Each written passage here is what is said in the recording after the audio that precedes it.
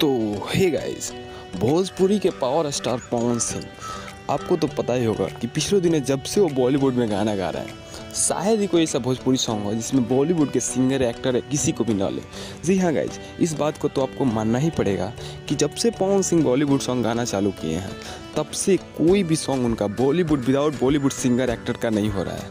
तो जी हाँ गाइज, इससे आप अंदाज़ा लगा सकते हैं कि पवन सिंह भोजपुरी को कितना आगे ले जा चुके हैं कि बॉलीवुड के सिंगर भी भोजपुरी में गाना पसंद कर रहे हैं। जी हाँ गाइज, और एक बात और मैं आपको बता देना चाहूँगा कि बॉलीवुड की जितनी भी कंपनियाँ हैं वो भोजपुरी में भी बहुत सारी कंपनी खोल रखी हैं, क्योंकि भोजपुरी गाने को बनाने में बजट कम लगता है और पैसा ज़्यादा मिलता है। ऐसे में जितनी भी बॉलीवुड की कंपनियां हैं सभी लोग भोजपुरी गाने को खरीदना पसंद कर रहे हैं, क्योंकि 5 से 10 लाख के भीतर में सॉन्ग भोजपुरी का बन जाता है और बॉलीवुड के सॉन्ग में अमूमन बनाने में 50 लाख रुपए खर्च आता है। तो ऐसे में कोई कंपनी अपना लॉस क्यों करे, और बॉलीवुड जितना चलता है उतना ही भोजपुरी भी चलता है। तो ऐसे में आप देख सकते हैं कि भोजपुरी में बहुत सारे सॉन्ग रीमेक बन रहे हैं और बड़ी बड़ी कंपनियाँ ऑफर भी कर रही हैं भोजपुरी को बनाने के लिए।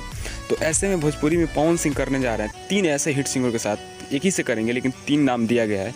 तीनों में से आपको चूज करना है कि इनमें से कौन होने वाले हैं। तो जी हाँ गाइस, चलिए हम बताते हैं। तो सबसे पहला नाम है उदित नारायण, जो कि बहुत सारे सॉन्ग भोजपुरी में गा भी चुके हैं और आप सुने भी होंगे, क्योंकि लोढ़नी के रंग पियर उनका सबसे हिट सॉन्ग है और शायद ही कोई भोजपुरी सुनने वाला होगा जो इस सॉन्ग को न सुना हो। और उदित नारायण अपने ही बिहार के हैं और भोजपुरी उन्हें बहुत अच्छा आता है और जब भी किसी स्टेज पर जाते हैं भोजपुरी में ही बात करते हैं, भोजपुरी बोलते हैं। तो उनका तो भोजपुरी में गाना है तो उनके साथ भी आ सकता है। और दूसरा नाम है कुमार सानू। जी हाँ गाइस, कुमार सानू का भी कुछ सॉन्ग है भोजपुरी में लेकिन उतना हिट नहीं है, तो उनके साथ भी आ सकता है।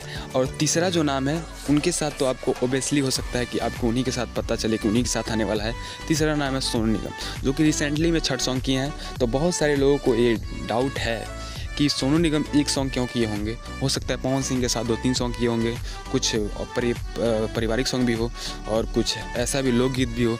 तो जी हाँ गाइज, ऐसे में बहुत सारे लोग इससे आशा लगा के बैठे हैं कि उनके साथ सॉन्ग हुआ होगा। मुझे भी कहीं ना कहीं डाउट है कि पवन सिंह उनके साथ 1 सॉन्ग नहीं किए होंगे, 2-3 सॉन्ग किए होंगे। और सोनू निगम ने इस बात को खोला नहीं है, भी कोई खुलासा नहीं हुआ है, लेकिन हाँ फैंस को ये जरूर डाउट है। तो इन तीनों में से आपको क्या लगता है कि इनके साथ पवन सिंह का रिकॉर्डिंग होने वाला है और किनके साथ हो चुका है, हमें कमेंट करके जरूर बताइए। मिलते हैं नेक्स्ट वीडियो में, तब तक के लिए जय हिंद, जय भारत।